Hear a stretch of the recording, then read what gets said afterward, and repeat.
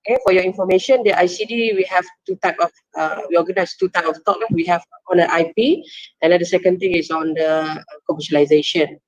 Okay. So today we are going to have the topic on the university entrepreneurial mindset. So it's about how to change because the university involved with the academician, and then how we are going to turn them or to have a mindset of entrepreneur. Yeah. So before we start, our speaker today is Prof. Yeong.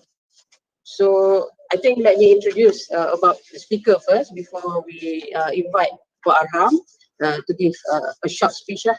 Yeah. So Prof. Dr. Yeong Chifai, full name, is an associate professor at UTM. Graduated PhD from the Imperial College London, master and bachelor from the UTM. So field of interest in the embedded system, robotic innovation, and also the entrepreneurship. About the award, he has won more than 100 awards, so many awards in innovation and entrepreneurship, such as SOBA, British Invention Show, APICTA, Robocon, and also the MOE Entrepreneurship Mentor Award. Yeah? So he is a serial entrepreneur and also co-founded several companies. So one of the companies, the DF Automation and Robotics. So you are now at the DF, yeah, Prof? Yeah, correct. IDF. So produce Industry 4.0 and our robot. So you are producing a robot which have been exported to so many countries such as UK, US, Mexico, not only in Malaysia, Singapore, Thailand, and also Philippines. So DF, so quite glamour, has sent robot nickname Makcik Kia. Everyone knows about Makcik Kia 19, sempena COVID-19 to hospital in helping to fight COVID-19.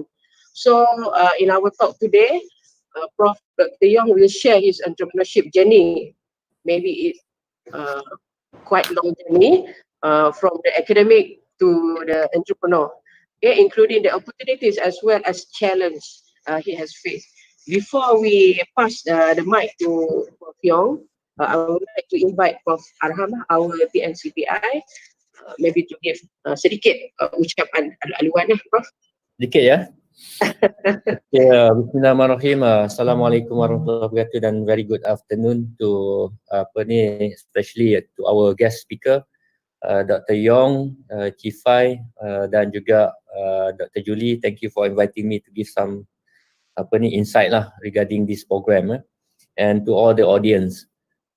So today, as mentioned by Dr. Julie, we at UMK we try to somehow give an awareness program, continuous awareness program on the importance of doing research, the importance of doing innovation, the importance of to become academic entrepreneurs, and so on. So these are the platform that we use to engage with our stakeholders, especially in our universities. And I'd like to say thanks again to Prof. Dr. Yeong for receiving our invitation. Because I know he's very busy now doing the academic things and also the business thing, and willing to accommodate his precious time for our program. And of course, this is not the first time we invite you. So we have planned to invite several successful academic entrepreneurs to become the mentors to our researchers at UMK. And talking about today's session, I do hope that I know him for quite some time, hope that he can share a little bit more on his journey, talking about from the starting of his business, which also involve grooming or mentoring students to become entrepreneurs, right? So that is one thing. Second one, he's the pitching master. I don't know, either he's still using the NABC or not, but probably he can share a little bit more, because the pitching is a powerful tool that probably won him 100 plus over awards or certification, award lah, recognition through his journey, and probably you can share a little bit more on that also. And not to forget, thank you to UTM lah for allowing Dr. Yeong to be part of our program. And I still keep in touch with UTM because we are in the process of developing our policies. I'm doing it again. 10 years ago, we developed the IP Comm policy, consultancy policy, startup company policies, and so on.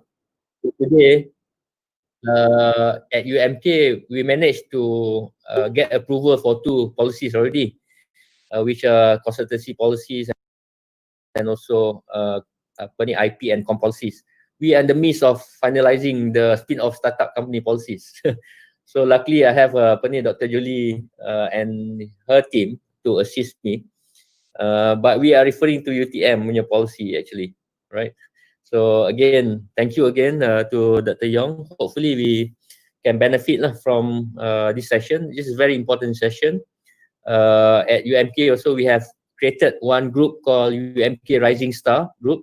This is below 40, like UTM is UTM Shine. Okay, and we hope that by having this group of young people that interested in entrepreneurial mindset and so on, so we can move faster lah at UMK. Okay, again, thank you, Dr. Yeong, and thank you, Dr. Julie. Okay, thanks, Prof. Okay, I'll brief a little bit on the tentative today. We have a session. After this, I will pass to Dr. Yeong. Dr. Yeong will present maybe around 30 minutes, including the presentation and also the video. And then Dr. Yeong will take us to the virtual tour, live tour. Yeah. Okay. Show us a demo on his robot, and then after that, I will open up like a forum. Should be a question from the audience and also from me, and then it will answered by Prof. Yeong. So I pass the mic to you, Prof. Yeong. Okay, thank you very much, Dr. Julie. Good afternoon, everyone. So once again, thanks again for inviting me to give a sharing talk here. I hope that I can deliver to the expectation. And not forgetting, thanks again to Dr. Aham. Sebenarnya Dr. Aham ni my sifu, my mentor. When I came back 10 years ago from UK, I still remember I meeting Dr. Aham. He's the one that actually pushing me to do entrepreneurship and bring all the good stuff for me how to pitch, join the SRI dan sebagainya I will share that a little bit later on. And I think, like I said, UMK has a very good mentor here. Actually, Dr. Aham, he has been doing that with me, myself, and also a lot of startup in UTM. Pada masa yang sama juga, I think Dr. Aham has been working with industry for the last, I think, 8 years. I think that is very important. So moving forward, let me share my slide. Can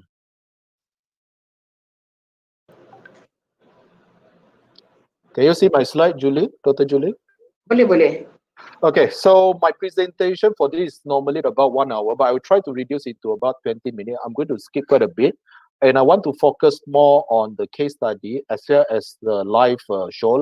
I think for other things, though, maybe we can share more in our next meeting. So today's talk is about university entrepreneurship mindset. And before I start my presentation, I'd like to actually ask my audience, what do you think about university research and entrepreneurship? Is it a match in heaven?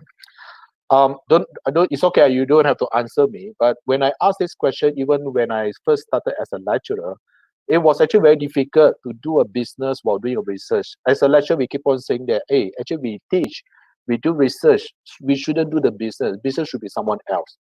If we ask a question to the student say the same thing as well. Because when we go to the university, our aim is actually to study, to get a nice grade, then we go outward and so on. And to do study and business is kind of very, very difficult in university. I would say this is the mindset throughout to not only in UTM, not only in Malaysia, but actually everywhere else.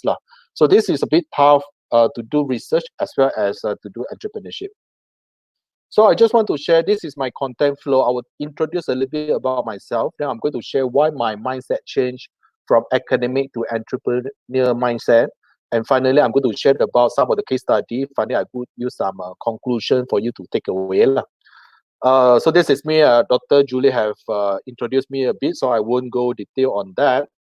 So again, as a lecturer in university, as a student as well, you have this first year, second year, third year. You do coursework, you do assignment, and this is where you have a lot of innovation coming up. And of course, some of the innovation that we do is for the sake of actually doing final project, right? But again, this is actually very, very valuable, because if you try to refocus, redirect into a more highly purpose, not because of the education, but because of the market, then you can get that value, and finally you can get it to commercialize. I'll touch that more in a little bit. So for the last maybe 20 years for me as a lecturer, I've been working with a lot of students, so I love joint competition, Micros Indica, Robocon, I create, innovate, and all this competition, and I'm quite fortunate that my team also managed to win some of them. So this is also some of the top competition in UK, London. Yeah, more than over 100 award. But today is not about the secret how to win the competition, but the story is all about how to push this innovation into commercialization. Myself and my team have loved doing innovation, and we won award, but we kind of start same thing like I mentioned early on. Research and entrepreneurship initially we thought is actually very difficult. It was difficult, but once you see there is a linkage, actually it's not that difficult. So back into the commercialization, this is back my story. Back in 2001, about 20 years ago, I loved doing innovation, joint competition like some of this. And for the period of 10 years, I won a lot of awards. But if you look into the commercialization, actually totally zero. Yeah. So these are some of the innovation. Again, we built this devices to detect the bus, whether it's arrived or not. And then we also designed this talking glove for the deaf people. So by changing the sign language, it changed into a country to the text. So like I mentioned, that kind of a system, we love doing innovation. We have 3 companies say that, hey, Yeong, do you want to commercialize the product? But I always say that, no, we like doing innovation. Business should be someone else. So this is my early career as a lecturer. Then I went to UK, and it kind of like wake me up a little bit. So I did some part-time teaching at Imperial College London. So I asked a student there actually what they want to become, right? And they will say that, oh, I want to build another invention. I want to build a startup like Facebook, a Google. You can see that kind of energy. But if you ask our student in university in Malaysia, then I say, okay, apa you nak jadi? What do you want to become? The first thing that you will realize is they will keep quiet, very silent. It seems like they don't know what they want to become. Or they will just say that, maybe I want to become an engineer and so on. It's not clear, they doesn't have that kind of a dream. So this one really triggered me saying that why in the other part of the world they are so energetic, they know what they want to do, but in Malaysia or in this South Asia, we are not there.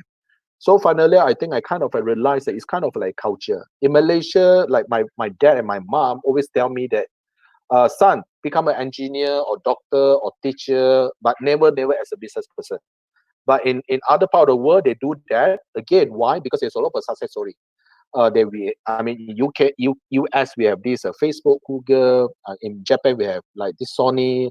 If you say Korea, we have Samsung. But in Malaysia, we don't have this the tech company that is very, very successful that we want to follow. I mean, Grab was a Malaysian company, but now they say it's a Singapore company. So then I said, hey, why don't we build a company that is really impactful so that we can have a lot more people do the business? So then ago, there's a lot of study, the World University ranking, which look at Malaysia and Thailand in particular, found that in this country, very little research could be commercialized. And last year, UOB said that industrial R&D in Malaysia is only 8.6% compared to Singapore 48% and Japan 64%. And try to imagine, this R&D fund are actually from our taxpayer money. If we give this money but cannot return back, it's actually kind of like burning the money. So we need to make sure that this money can give back the value. So then I start to think that we need to do this entrepreneurship. So I start in 2011. I try to think, how can I add more value to the innovation, to the research? So from this, we can see that I start to raise funds for my company, my startup. I even have started to have revenue from 50,000 back in 2011. 2013, I got 500,000. Then by 2016, I have 5 million. And at this moment, 2020, DF Automation about more than 10 million revenue. So again, you have to think of this, how it sustain add value that eventually go there. So of course, many questions asked how to change the mindset, right? So in UTM, I mean, we were lucky that ICC at that time, Dr. Aham was there, and they are very supportive.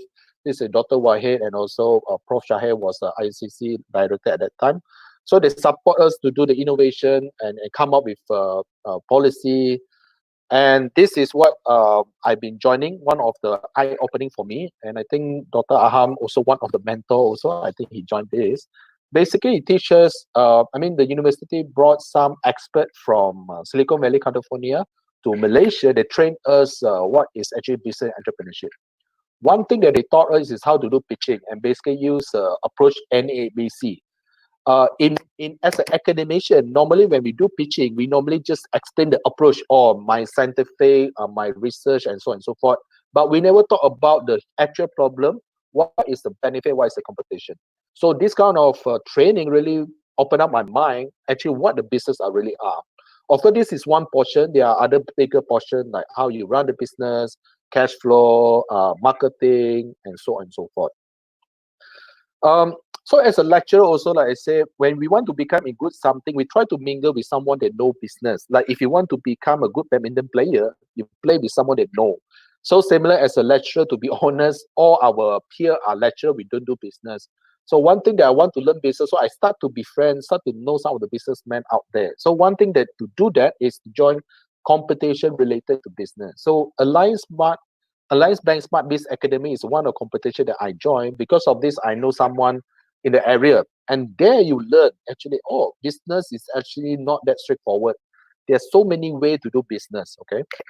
I also met Tan Sri Lim Kay Sing. He also share his journey, how he built SP Setia, how he built e-commerce.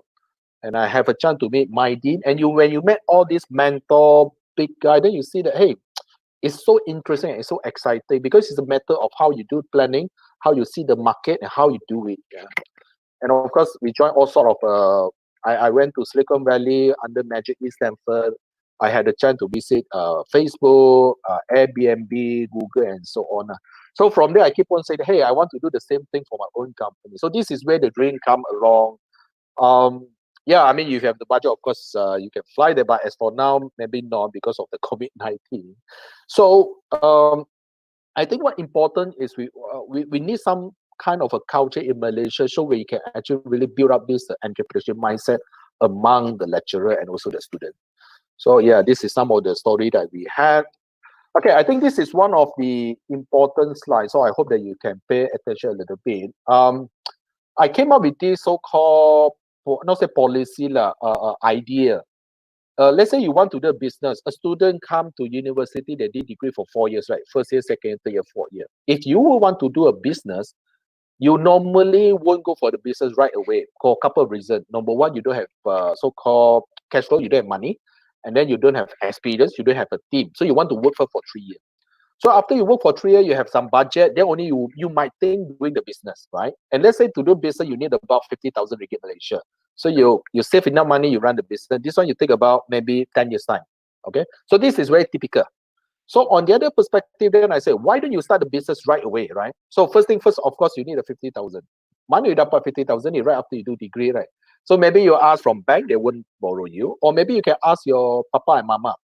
But if you ask your papa, mama, I mean, in business, normally you wait maybe second year and third year, then only you see result.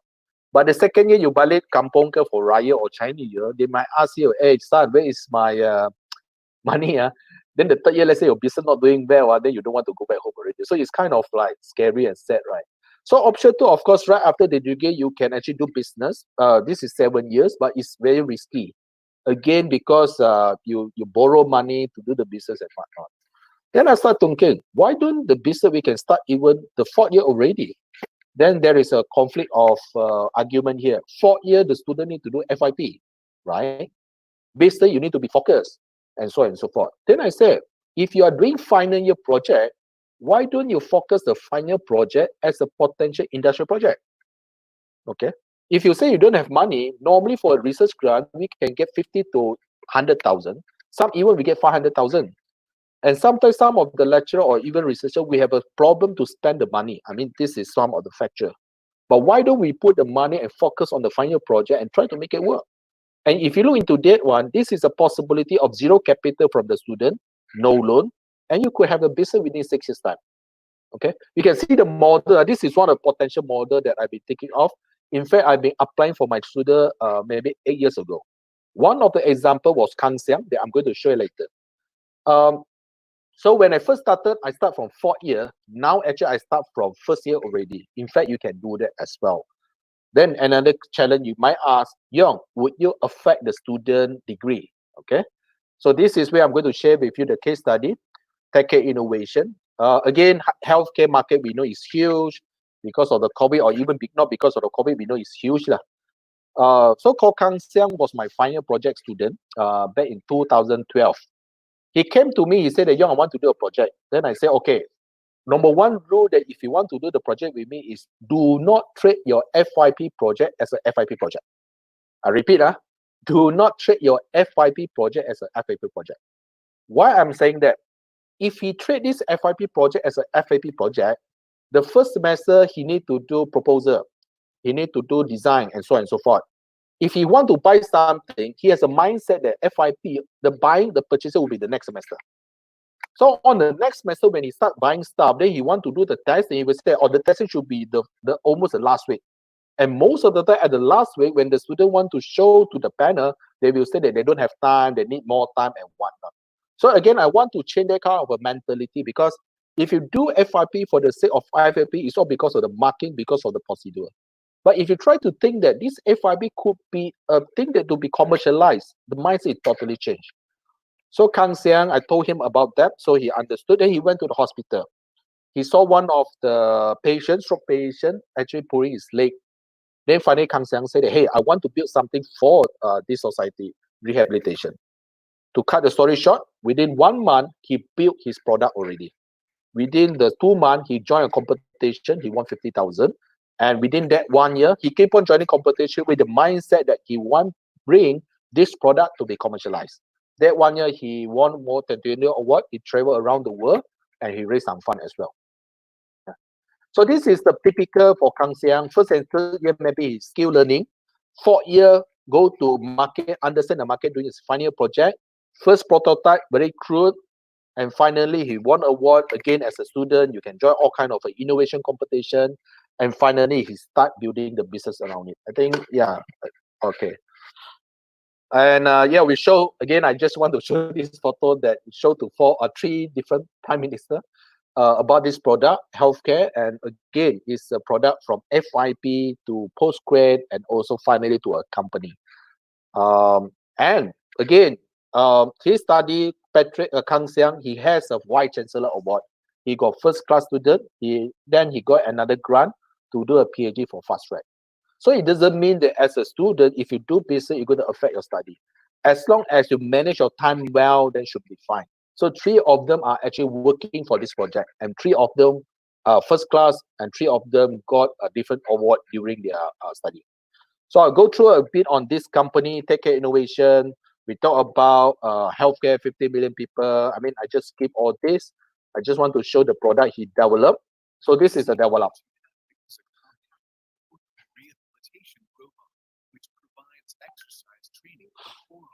So, Prof, this is your student's product? Yes, this is my student product. We already commercialized the product actually right now. So they are holding the robot from the stroke patient. They are playing games. And we are selling this to like rehab center. We export to China, India, and Thailand. Yeah. So you can change to a different module for different purposes.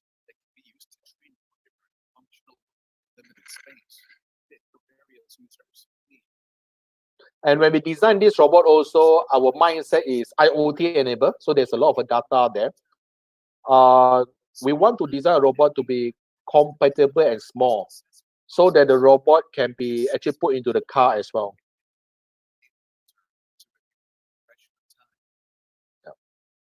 So it's a small size and so on. Yeah.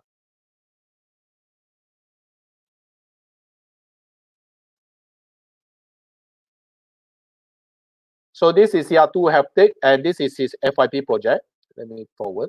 Then now we also have a balance board already. We start selling to gym. This is really to train the knee. And the recent COVID-19, actually, we come up with this smart sense that you don't really need to use a gun to check your temperature. We sell at the Shopee. We are in some media coverage. And this is some of the roadmap. When you look into the 2010, 2004 design, very crude. 2017, we have a better design. And then we come up with a range of a product. So this is for tech and innovation. I'm going to share the next company. It's called DF. So DF is my another startup company. We design robot for industry. So our customer are huge company, 20,000 square meter. I just fast forward all this. Our whole idea is we want to help them to solve their problem. So our core product is actually the technology to program the robot. For instance, this is a software, and they can just program the robot, just like you can say the vacuum cleaner at your home, but we work it as an industrial grade. And there is an AI, they can see the obstacle. Even I can program my robot everywhere around the world. Even in Mexico, I can do remote desktop, remote program in Johor Bahru. So you can tune the figure a little bit. So one of the key technology of this product is you don't need to know C programming. You don't need to know any languages. You just drag and drop to program the robot. So once you have that, so you start to draw the map.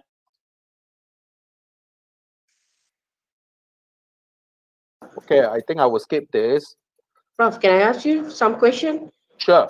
So for this product, you are producing the software or the manufactured the robot itself? So in DF, we do software, electronic component, and the hardware as well, everything together. Okay. Okay, now it's 2:30. I need to speed up. So maybe I will skip the video. This is some of the robot. I will skip the video, yeah. Later, I'm showing the live video. So I'll show this because I don't have the video the other day. Next, this is a sushi robot. If you are in IMU, Mid Valley, Deepal Melaka, you can see the robot that send the food. So this is actually designed and developed by us. What happened is you order a special food, the robot send you the food rather than the chef serve you the food. Okay.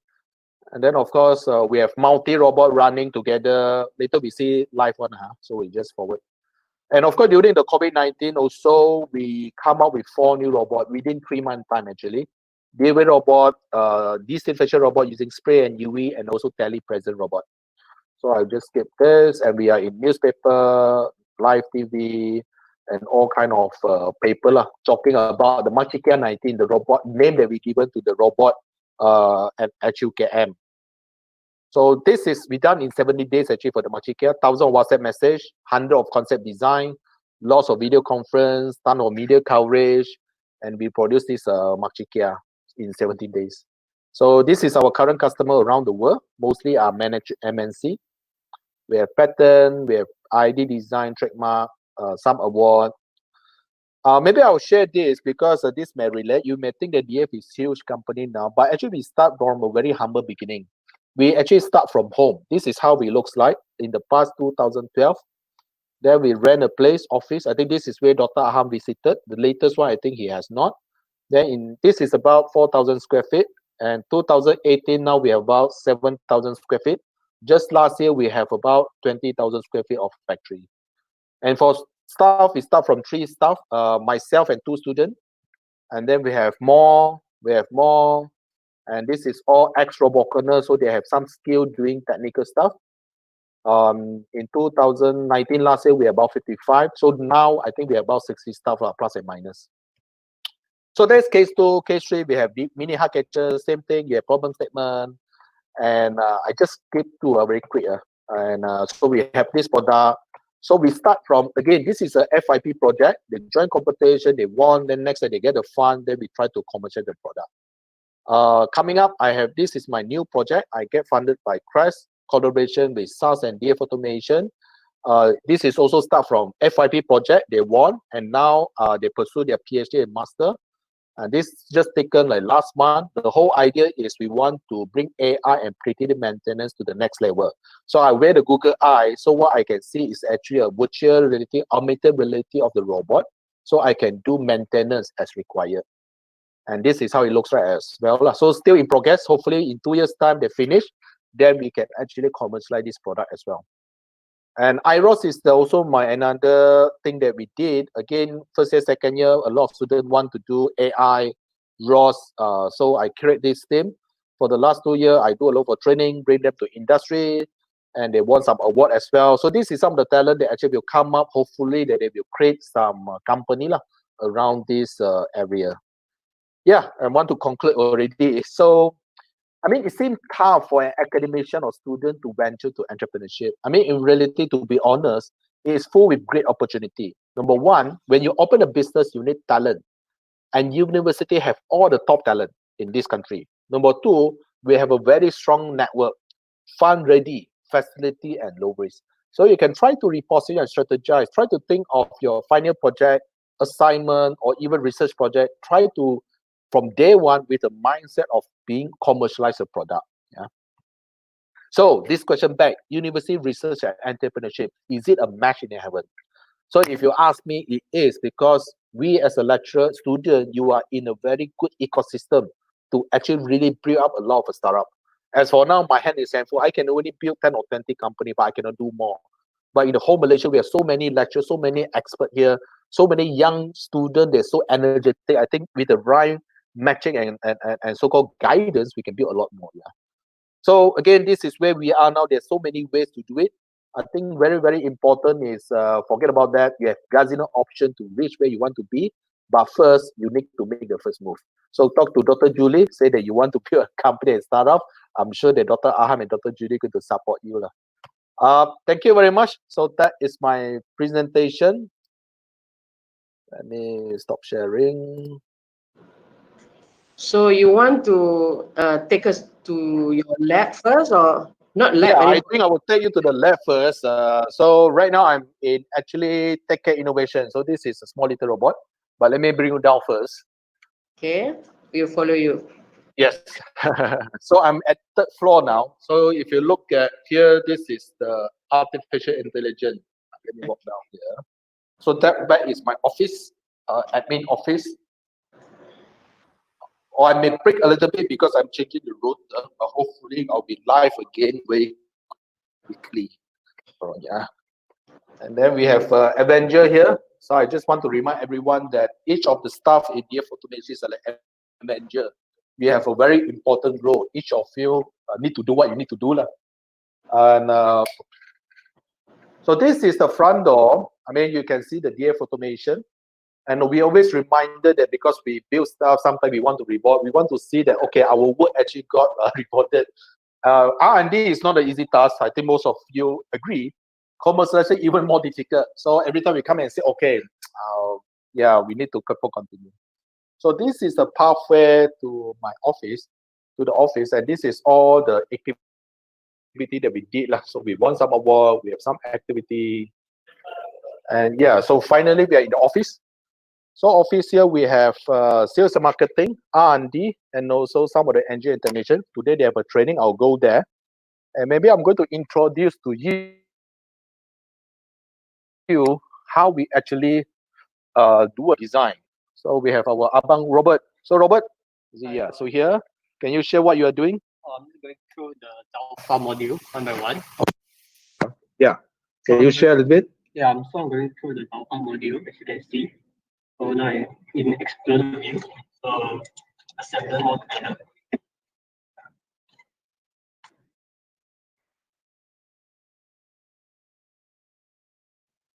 As an application engineer, he need to design. So, okay, Robert, thank you. Dr. Ham, I think you know Wei Kang. Not sure if you meet him or not. So Wei Kang used to be my master student. Right now, he's a sales manager in DF Automation. Hi, welcome. Yes, on. And yeah, this is the lab R&D. So now I'm going to show you the demo room. Yeah, the demo room. Can you hear me? Yeah, boleh, Dr. Julie? Yes, Boleh. yes. Okay. Boleh. Okay. Okay, so right.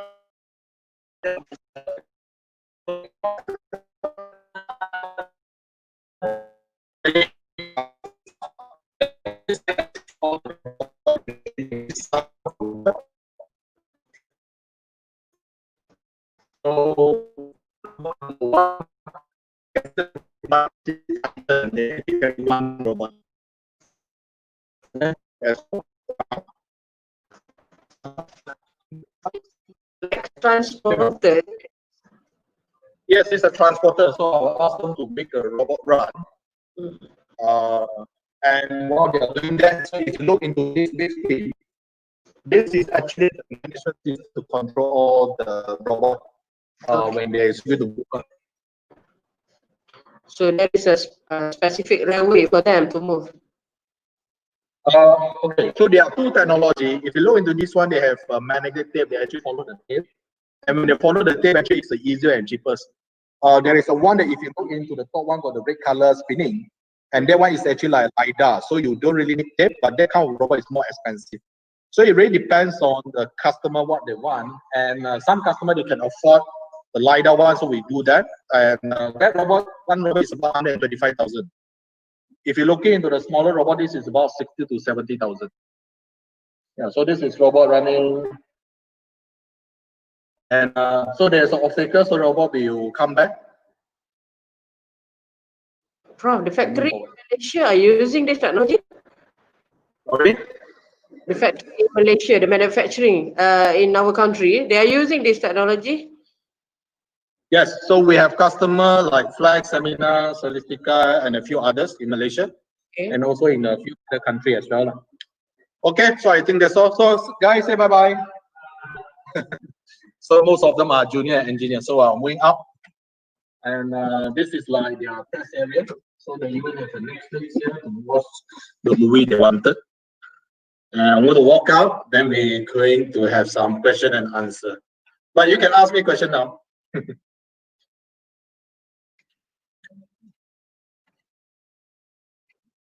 Cannot hear you.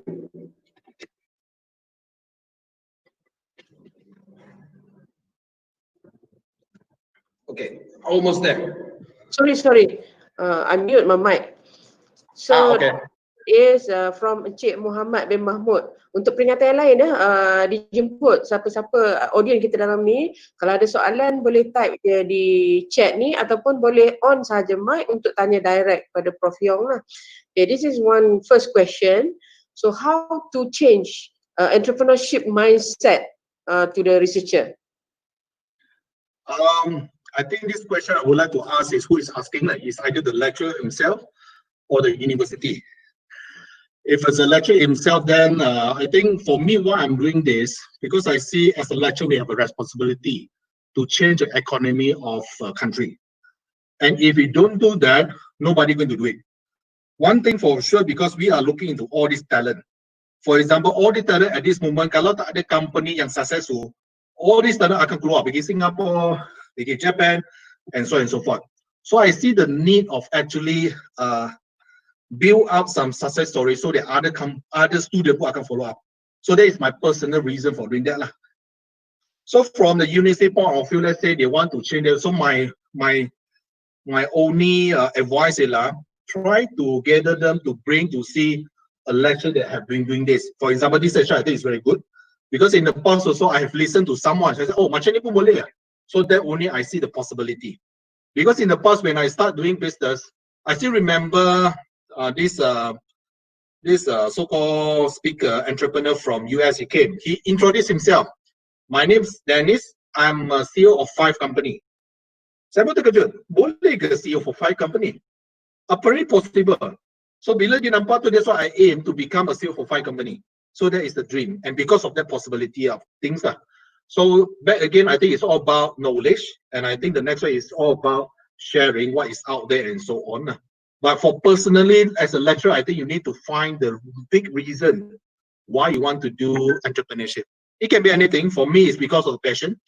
It could be because you want to be rewarded, you want to become a millionaire, or because you want to see this technology to be useful or benefit for some of the society. So it can be anything, but you need to find that very important reason and passion why you want to change it into that. Yeah. I think you mute yourself already, Dr. Julie. Mute again. Okay. The next question from the same person. What or when is your aha moment What does it mean by aha moment? So to make you decide to jump into entrepreneurship. I was in UK. I think just now I did mention a little bit. But when I was in Malaysia, you know, when we teach as a lecturer, we always ask for feedback, ask for response. Normally they don't answer. And I even asked them actually normally, what you want to become after you grad, a Malaysian student, all keep quiet. Even today, later you go back to your class, you can ask the same thing, they will keep quiet one. Then they say that I want to become engineer, then the friends say engineer, they also say engineer.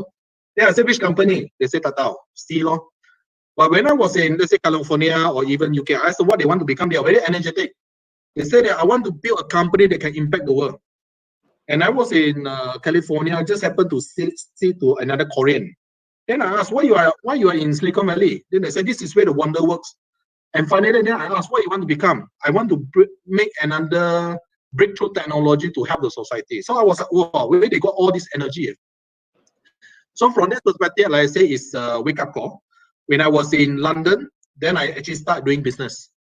I started a field, doesn't work out. When I was in Imperial, I went to business school as well to learn about all this business mindset, pitching, and so on.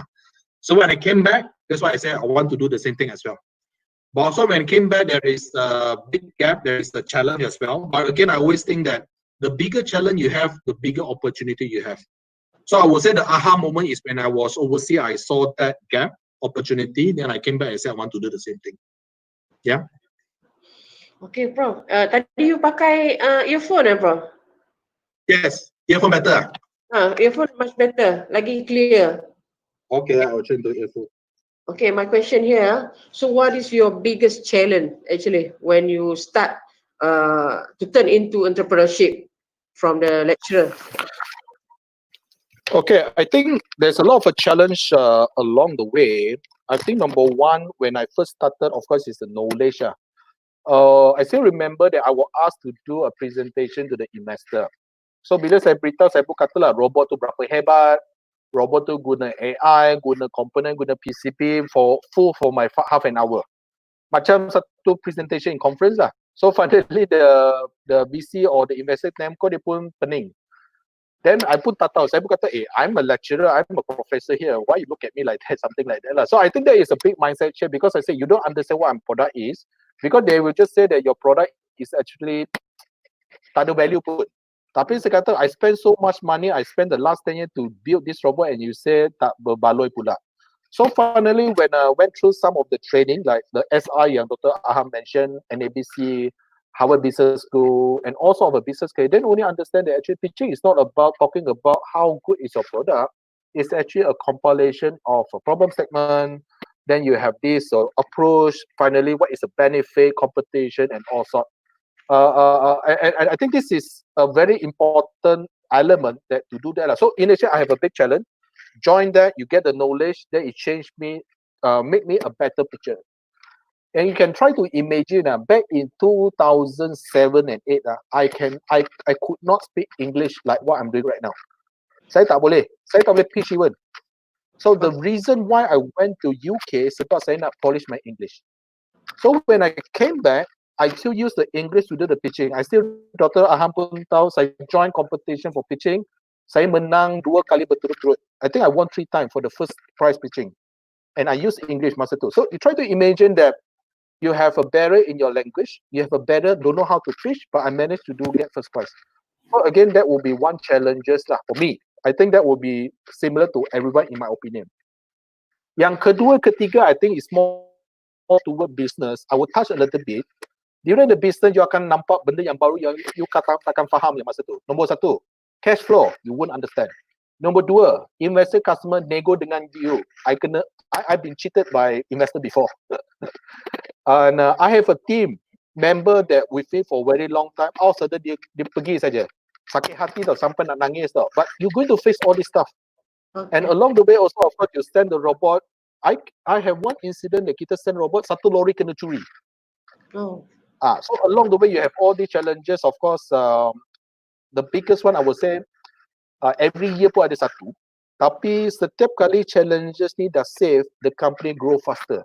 Either the company itself and the personal also you akan grow faster, you are more mature. because you have seen this problem statement. So I hope that answers your question. Yes, yes. So do you think that university is one of the best place to start a startup or spin-off like you are doing right now? Well, I mean, that's why I'm saying, let's say we said about what is the ingredient to make a good company, a good startup. It's not about money. It's not about where you are. Actually, it's about the people inside the team or the talent.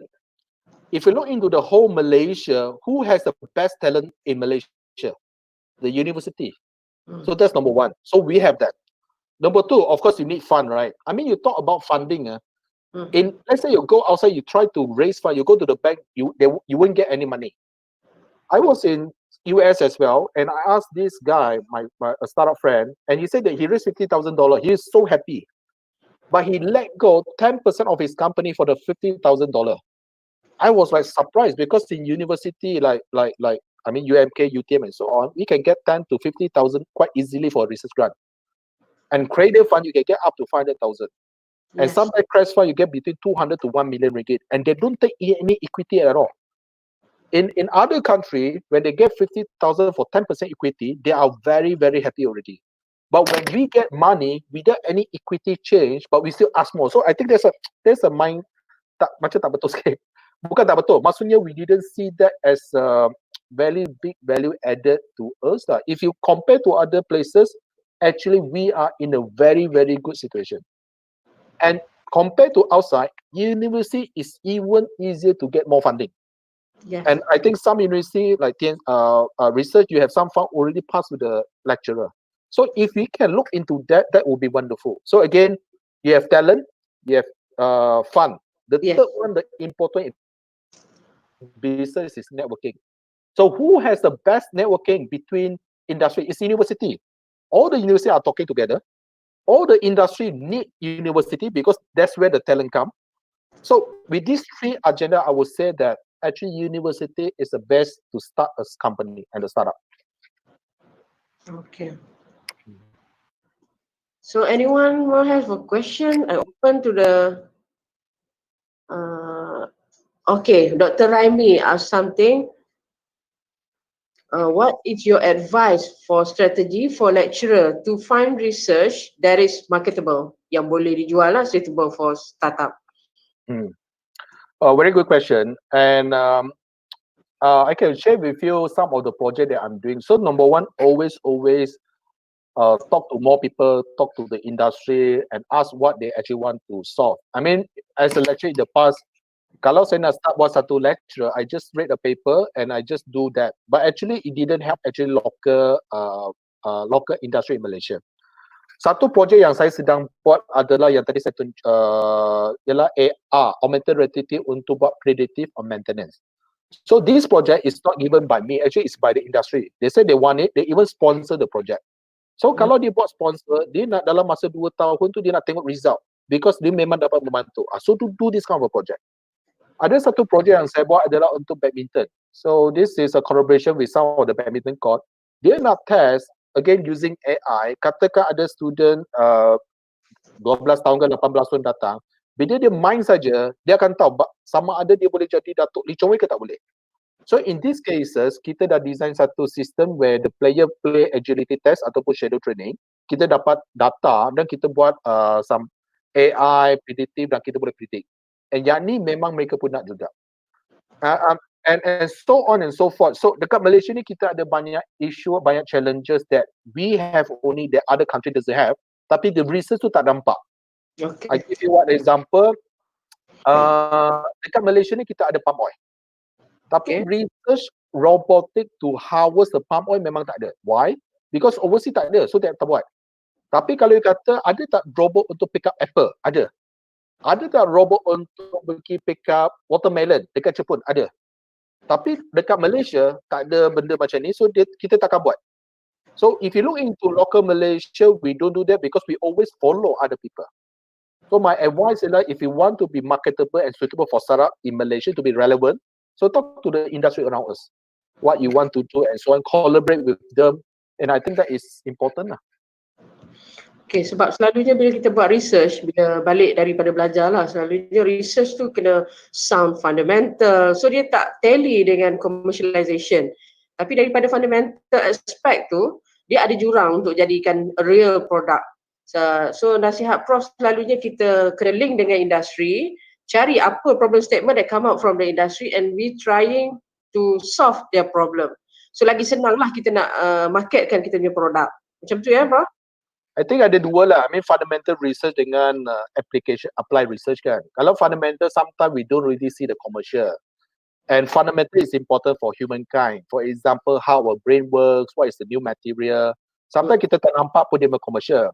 But one of the challenge, in my opinion, in Malaysia ialah kita trade the fundamental research as an application research. Sorry, I repeat. They trade the application research as a fundamental research, which is not. For example, bila kita buat robot, actually it's applied research. Tapi dia expect yang research macam ni ada publication dan sebagainya, which is quite tough. Okay. And in most of course, again, I just want to be careful with this statement. Fundamental research is important. We need publication, we need some new knowledge, no doubt about that. Tapi segelintir yang buat applied research, so we need to see the outcome. We cannot treat applied research as a fundamental research. The output shouldn't be only the publication. It has to be applied, application. This is what I mentioned masa slide tu. I think last year your BN came up with an interesting statistic. We only have like less than 2% of industrial application research. Tapi kalau you tengok Jepun dengan Singapore, they are more than 50%. They translate that into the industry. Yeah. Okay, Prof. This is my personal question. Me myself, I'm doing a try to modify some material to become a supercapacitor. So it's a very fundamental research. So bila kita nak turn into prototype, okay, boleh lagi. But to go into the commercialization step, so I do not know how, which industry to approach and how to get. Dia ada banyak limitation lah bila kita buat yang benda yang terlalu fundamental. It's easy to publish, senang nak buat patent, but it's not easy to commercial.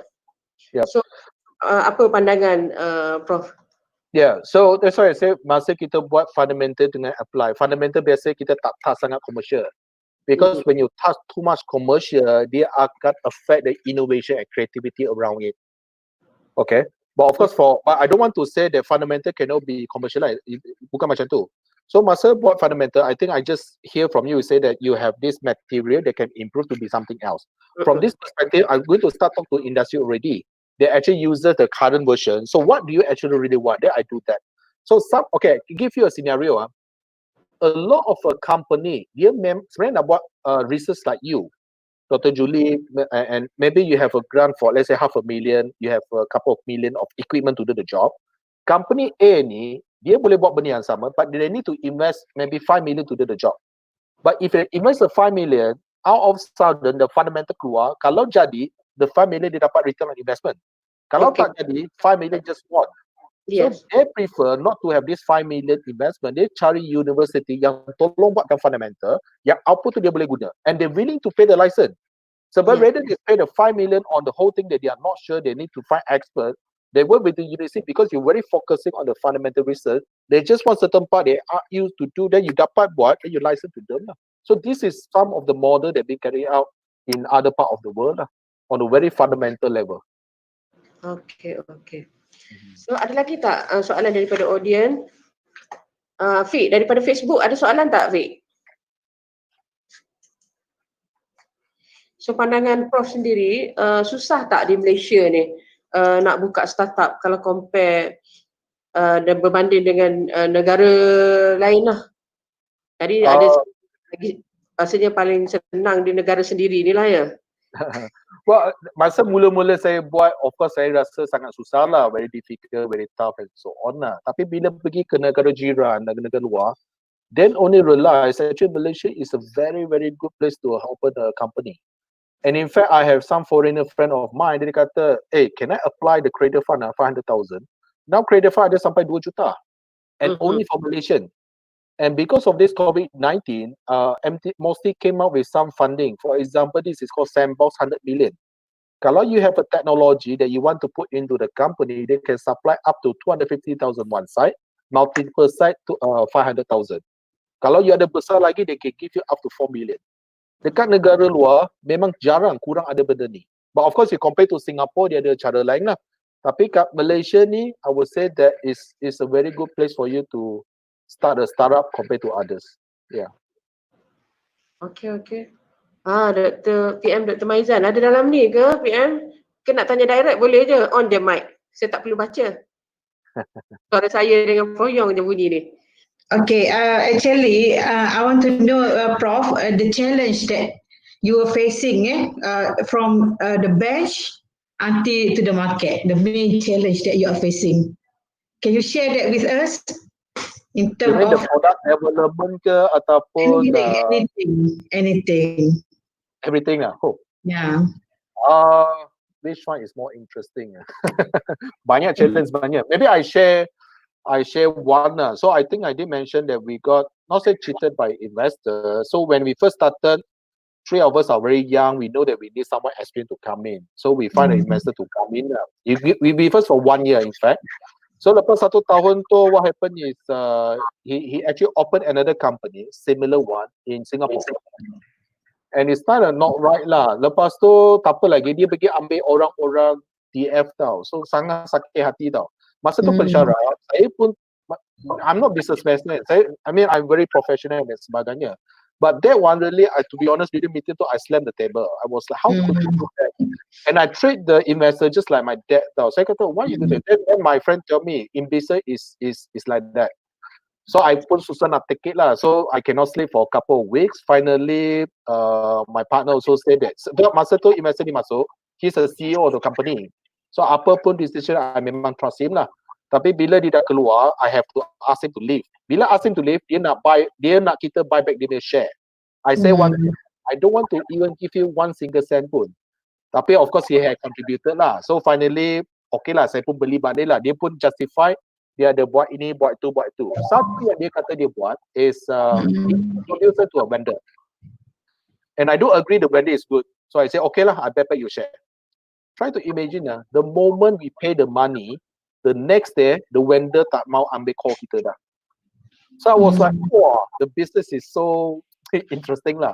So I was that, but again, life go on. Then we learn from the situation. But because of these cases, and my company masa tu sangat kecil, tak ada CEO. Then my partner asked me to become a CEO. And I cannot because I'm a lecturer. So finally, I took 1 year leave from the university to become the CEO. I think that was back in 2015 good. So saya buat, and that 1 year, my revenue was about 600,000. And I joined CEO, it pushed the revenue to about 2.7 million ringgit Malaysia.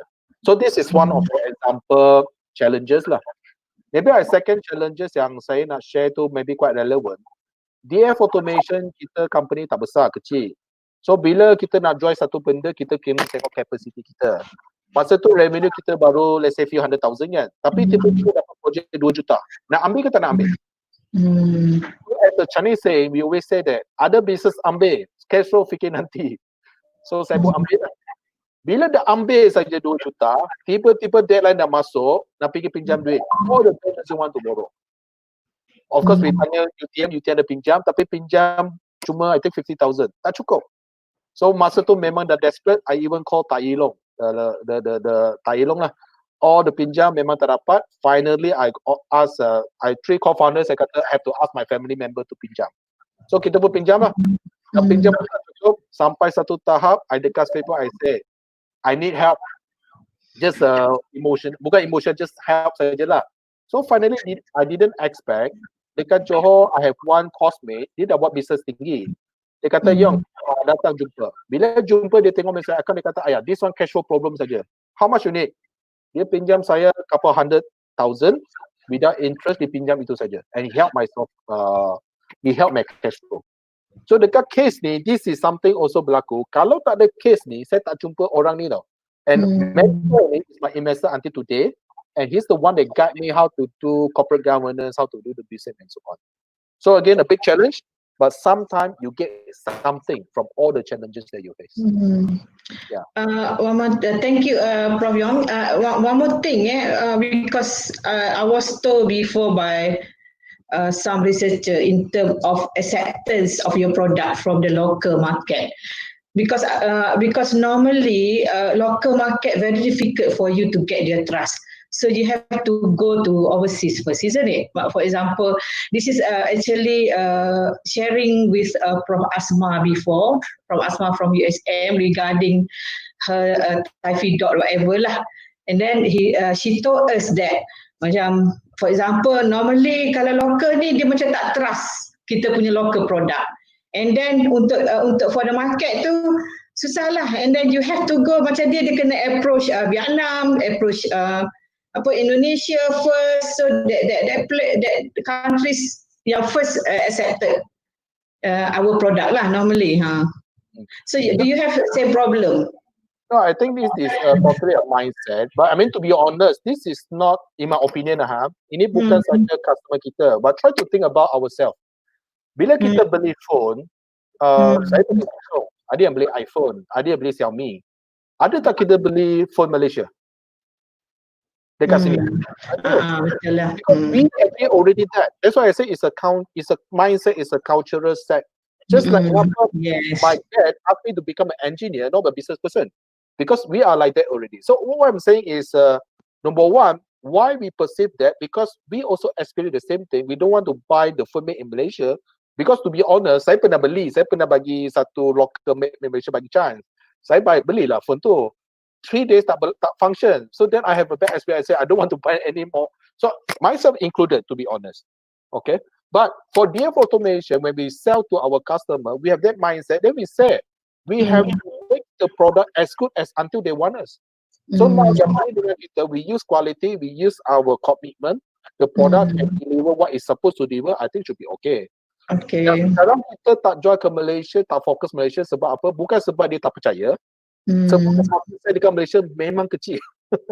Ini Malaysia besar, but actually it's not. Actually, then we focus more international. That's why we focus Europe, we focus India dan sebagainya. Okay. So my question to that is really, I think we just need to make it compatible. Of course, the mindset is still there definitely, but before we change the whole mindset, then benda ni akan ada kat sana lah. Okay, thank you. Thank you. Okay, Pak Arham, Prof. Ziad, ada apa-apa yang nak di-highlight sebab kita dah sampai ke pukul 3. The punctuality is very important. Pak Arham ada nak? Yeah. So thank you, Dr. Yeong. I follow all the way lah until finish. Thank you. I think congratulations to you lah. You have gone through the hard time, the good time for the past 10 years and congratulations to you and your team. And I do hope and I wish that you can be the best, not only in Malaysia, but in the world, especially on robotics punya company lah. And looking at UMK ni, I'm in the midst of creating one platform so that we can have a continuous support to our researchers, and RMIC research management like ICC and also RMC lah. Together, we capture it, we consolidate it, and I'm thinking of appointing what we call advisory panel for UMK. It will not take that much time of your time, but we like to have a kind of, last time at UTM we have the innovation icon kind of thing, and then at UMK we need to have an advisory panel talking about RISE. RISE is research, innovation, collaboration, and entrepreneurship. And I have identified some of my colleagues and also the icon out there. But I would like to officially invite in live to you. Thank you to become one of our advisory panel on RISE punya committee . So I do hope that you will accept our invitation. Thank you, Dr. Ham dah minta, of course I accept. I mean, to be honest, Dr. Ham, if you still remember when I mean, this is just not a side story. When I came back from UK, I started doing entrepreneurship. I had a hard time. Masa tu, UK pun tak ada policy lagi. Right. I think the government pun tak clear. I think Dr. Ham beritahu satu benda saja. Yeong, just go ahead. I will support you. Because of that statement, I push out. So I think that support is very important because I can share with you when you start doing this, thing will still not clear because the business will never clear one. But of course, I mean now people start talking to me, but 7 years ago nobody want to talk to me one because Yeong ni kerja dan you apa kerja company lagi dan sebagainya kan. So that's why we need to create some success stories so that we can show that actually it's workable. So once again thanks to Dr. Aham for the opportunity 9 years ago. Thank you. Okey, harapnya Prof Arham akan bawa aura ke UMK pula lah, we start again. Akan ada lagi bakal-bakal jutawan macam Prof ni yang akan lahir daripada UMK juga. Okey, kena dengan kita punya trust keusahawanan ya, macam yang Prof kata tadi, the environment of entrepreneurship tu bukan hanya pada penyelidik saja, dia kena start juga kepada groom, kepada student juga. Okay, so saya rasa cukup lah kot untuk slot kita hari ni. Kita akan invite lagi. Ya, Prof. Okay. Dr. Jeli. Sila. Apa ni? Sorry Dr. Yeong. I think thank you very much for your contribution to our IP talk. Sorry for the just joining this event. I'm just finished my briefing, high COE briefing at KPT. All right, and then I'm really lucky because I still can see your face here. Okay. Thank you, Prof. Arham as well. And then I think on my side at RMIC side, basically we really need your advice, your help, your support, because just now at the KPT side, KPT now they are really need the contribution, especially those run or under fund under KPT. Basically, they need to see the success story from the grant itself. I think you are the role. Maybe we can invite you. Just now, we still we need get advice from our success story, like your product and your background, and then hopefully perhaps especially kalau katakan when we doing research or maybe our researchers doing research, at the end of the research perhaps they can be like you lah, and then basically we can report back to the community, we can report back to the agency, we can report back to the KPT, saying that based on the money, the taxpayers money from the people, and then we can contributing back to the community. I think this is something that we need to include in our work and so on. Thank you very much, and then for this sharing, and then perhaps this is not the last, and then we need to invite you again, as per Prof Arham mentioned just now lah. Thank you very much. Okay, thank you Dr. Joli, great job. Okay, bye. Thank you. Okay, terima kasih Prof Ziad, Prof Arham dan Prof Yeong sendiri. Rasanya kita dah nak tutup ni. Boleh ya semua audiens pun harapnya berpuas hati dan rasa bersemangat sikit dengan mindset entrepreneurship ni. Okay, so saya sudahi majlis kita hari ini dengan tasbih kifarah dan surah Al-As. Terima kasih. Thank you. Saya marigat to your team. Thank you. Tadi Wikang ada tunjuk dah sekejap. Okay. Bye. Thank you. Peserta isi Google Form ya, nanti ada sijil.